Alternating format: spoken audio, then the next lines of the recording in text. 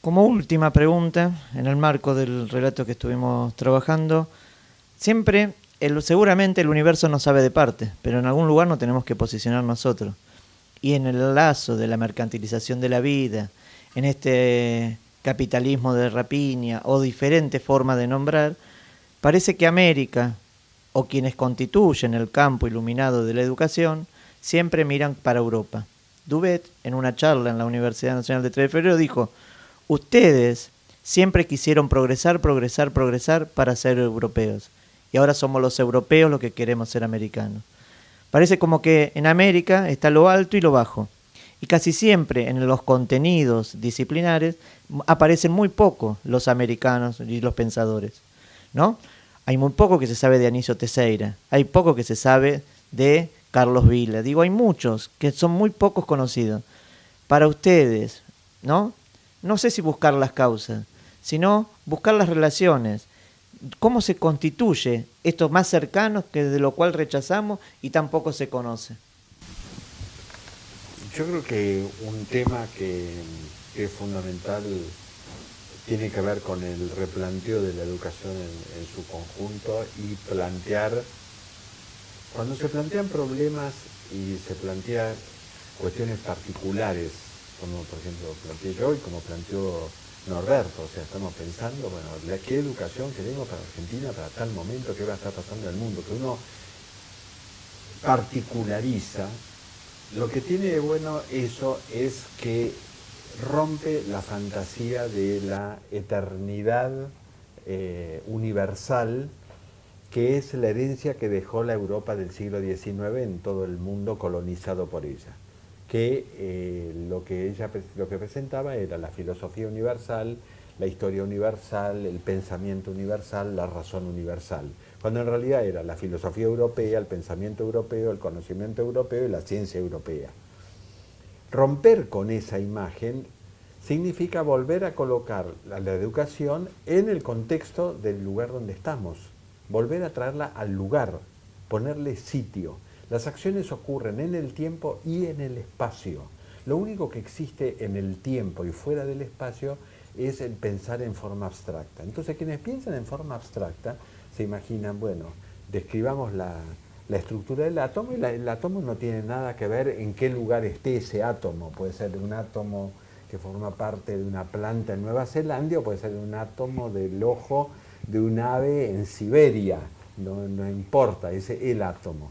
Cuando uno ubica las cosas, y decíamos así recién un comentario, bueno, empezamos estudiando los caldeos en vez que estar estudiando los incas, e inclusive antes que los incas, los pueblos preincaicos que habitaron el Perú y Bolivia, que los incas vienen a completar esa historia, como los aztecas completan una historia en Mesoamérica, permitiría que se empiece a tratar las cuestiones que tienen que ver con el lugar, el paisaje, el ámbito, la sociedad, la cultura donde uno arraiga. Yo me acuerdo haber visto, estando como director nacional del Ministerio de Educación, año 96-97, un libro de lectura de Catamarca. El primer texto que aparecía era El océano. Creo que no existe ningún lugar de la Argentina más lejano al océano que Catamarca. Empezaba por el océano, debe que empezar por las montañas. Las montañas los chicos las tienen ahí. Es algo que existe, que es real, sobre lo cual una persona puede pensar, bueno, ¿qué pensás vos de una montaña?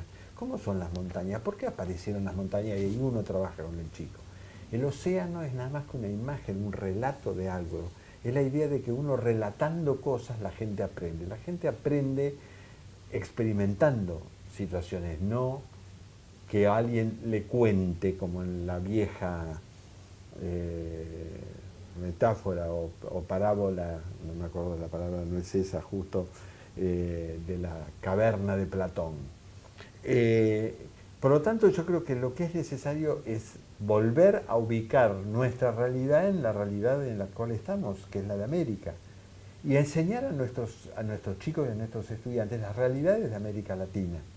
América Latina, por ejemplo, en este momento, más allá de las dificultades que tiene, es uno de los pocos lugares que quedan del planeta donde no está habiendo enormes conflictos raciales, bélicos, de intolerancia, etc. Bueno, eso es un capital y es un capital humano. es un enorme espacio geográfico unificado por una cultura y por una lengua. Eso también es un capital. Entonces, ese tipo de cosas... océano, como metáfora, sí. esa construcción de pensamiento eurocéntrico, filosofía moderna, racionalidad, ¿no? Lógica de procedimientos adecuados, ¿no tenían que ver también con no hacer visible a los otros pensadores? No, yo creo que el objetivo es invisibilizarlos totalmente. O sea, establecer como patrón superior, o sea, o invisibilizar o inferiorizar. O sea, puedo reconocer que hay un pensamiento hindú o un pensamiento o un desarrollo de la ciencia de los mayas, pero es insuficiente respecto, y esa es la idea de progreso, respecto del tope que es el modelo eurocéntrico, el modelo europeo. Entonces es un paso en el desarrollo de eso y por lo tanto le corresponde al hermano mayor, al que ya avanzó más, indicar los pasos que hay que seguir para copiar ese modelo, cuando en realidad no es esa la lógica, son modelos distintos, no es que hay un modelo único, en el cual los europeos hacen y han hecho y tienen mucho para aportar a la cultura, a la ciencia y al desarrollo de la humanidad. No vamos a ponernos tampoco en desechar todo lo europeo, porque sería ilógico, estaríamos desechando lo de los europeos como los europeos en algún momento desecharon lo de otros pueblos. Pero yo creo que el tema pasa por hacer que la educación empiece a tener vinculación, arraigo con las cosas que ocurren en los lugares. Yo recuerdo tiempo haber estado en el CONICET, puede ser que esto haya cambiado mucho porque esto fue hace casi 20 años. El CONICET tenía, pienso que lo sigue teniendo, un instituto de egiptología.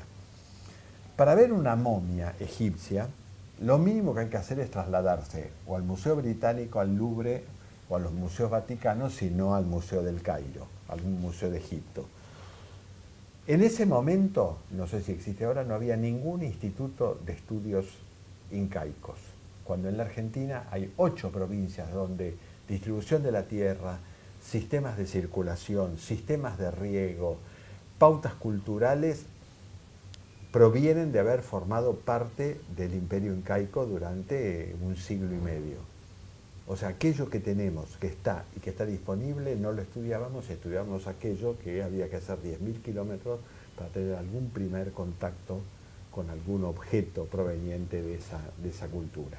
Entonces, ese es el punto donde empieza a no tener lógica el estar vinculado a algo planteado como universal, cuando no nos ocupamos de aquello que sí está al alcance y que permite construir conocimiento propio, aportes a una cultura universal, que yo no niego que no haya una cultura universal. Lo que pasa es que la cultura universal es la que estamos empezando a construir ahora a partir de la interacción de las distintas culturas del mundo. Pero quizás también ese salto de la convivencia, ¿no? Nadie se escapa de su sombra, pero hubo otras generaciones que tenían otros anteojos, de anteposición, de antagonismo, ¿no? Y quizás eso tampoco fue un relato de diálogo, era más que nada de enfrentamiento, ¿no? En posiciones teóricas.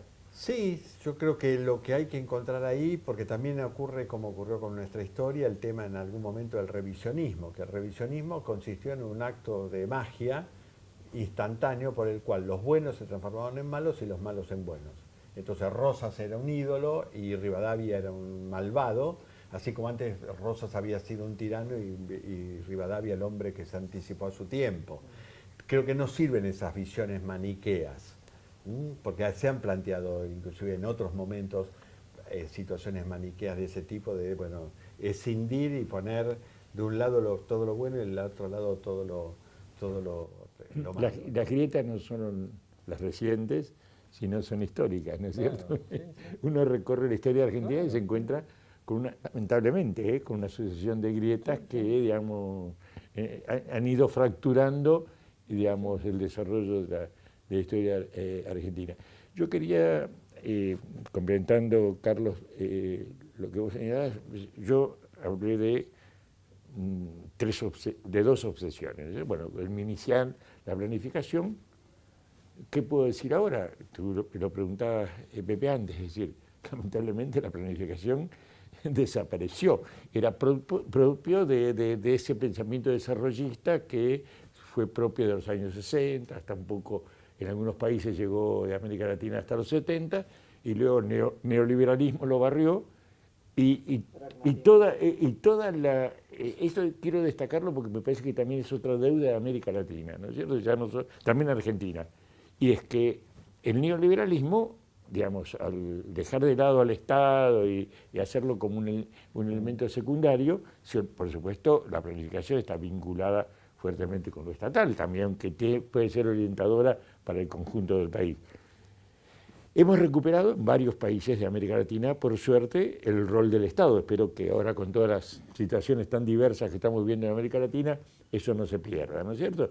Pero de cualquier manera, en las distintas experiencias, que no quiero mencionarlas por razones de tiempo y para no crear controversias parciales, que hemos vivido en América Latina de recuperación del Estado, en ninguna se utilizó herramientas elementales como es el de la planificación estratégica, por ejemplo. Es decir, digamos, yo no digo volver a los instrumentos que teníamos en los 60-70, pero todos, yo particularmente también, hemos escrito mucho sobre ya desde los 70, desde los 80, sobre la superación de la planificación tradicional hacia una planificación estratégica.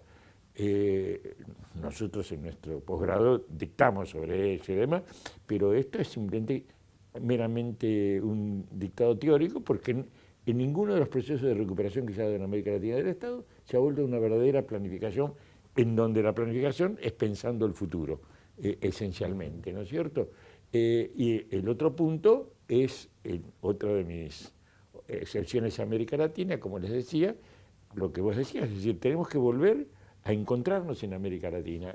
Ya Carlos hizo un largo, no quiero insistir en eso porque ya es una larga fundamentación en eso, reencontrarnos en América Latina. Eso no implica aislarnos del mundo. Tenemos que, en este momento, con el acceso a toda la información que tenemos que saber lo que pasa en el mundo. Pero no tenemos que elegir como ahora está de moda elegir Finlandia. Finlandia es un país congelado, de pocos millones de habitantes, que además tiene una de las más altas tasas de suicidio de la juventud. Bien, será un buen sistema educativo, no lo conozco, no he estado, pero si los jóvenes se suicidan, no sé, ¿tendrá algo que ver la educación que reciben con ese suicidio de los jóvenes o no? No lo sé, pero digamos, se suicidan. Hay un fuerte, otra de las opciones más recientes es el de la educación, de los estudios, yo más que educación comparada, de los estudios comparados en educación, ¿no es cierto? Porque, digamos, es lo que nos permite comparar en situaciones diversas. Bueno, aquí hicimos el congreso, hace ya de esto, en el año 2013, o sea, hace 3 años y medio, el Congreso Mundial de Educación Comparada, hasta ahora más importante de los 15 congresos que se hicieron, los 16 congresos que se hicieron, porque el último fue en China este año. Hemos creado sociedades de educación comparada o de estudios comparados en varios países de América Latina y hemos creado una sociedad iberoamericana que me toca a mí presidir. Es decir, los estudios comparados son un buen instrumento, pero básicamente los estudios comparados muestran que cada situación hay que verla en su contexto político, social, geográfico. Es decir, no podemos trasplantar modelos. No podemos trasplantar el modelo ni de Finlandia, ni ahora PISA nos da que los japoneses y parte de los orientales tienen las más altas tasas de rendimiento. También allá el que fracasa en la educación y por lo tanto fracasa para el futuro de su vida, los chicos y los jóvenes se suicidan en gran parte. Es decir, hay un sistema competitivo tan fuerte, entonces tampoco tendrán muy buenas tasas. Son sistemas en donde los chicos trabajan casi todo el día en la escuela y luego en su casa, porque saben que la educación es el instrumento. ¿Podremos nosotros en nuestra idiosincrasia pensar en ese sistema educativo? ¿Queremos esa sociedad para nosotros, para América Latina? Entonces, pensemos un poco en nuestra... con esto me gustaría cerrar, por lo menos por mi parte, además de lo que Carlos agregue, que quiero tratar de unir estas tres tendencias, obsesiones, no sé cómo quieran llamarla, ¿no es cierto? El de un Estado que planifique, como ya lo intentábamos desde los años 60 y nunca lo logramos totalmente, una Argentina integrada plenamente a América Latina, es decir, como parte, pero integrada sintiéndose parte de América Latina, no, digamos, no teniendo la obsesión de solo pensar en Europa o en América del Norte, o ahora como parece que queda de moda en los países asiáticos o algún país del norte, como el caso de Finlandia, en el norte de Europa. Pensar en América Latina, qué podemos aprender y aprender realmente de lo que estamos haciendo en cada uno de nuestros países. Para eso viene muy bien saber qué están haciendo en otras regiones. Para eso tenemos instrumentos, información, metodología, concepciones. Pero, y pensar esencialmente, para cerrar el programa por mi parte, que lo que no hagamos ahora nos los cobrarán los jóvenes y adultos de dentro de 25 o 30 años. Nos los cobrarán porque lo que no les demos ahora serán un déficit para ellos. Una es agradecer el acto de generosidad y por otro lado soy integrante de la universidad la cual convivimos, pero por otro lado los admiro en la pasión, ¿no?, que ustedes desarrollan en la palabra. Digo, es interesante saber que uno va acompañado en el campo con muchos que seguimos empujando horizontes. Muchas gracias. No, gracias a ti y felicitaciones por pensar en movimiento. Gracias.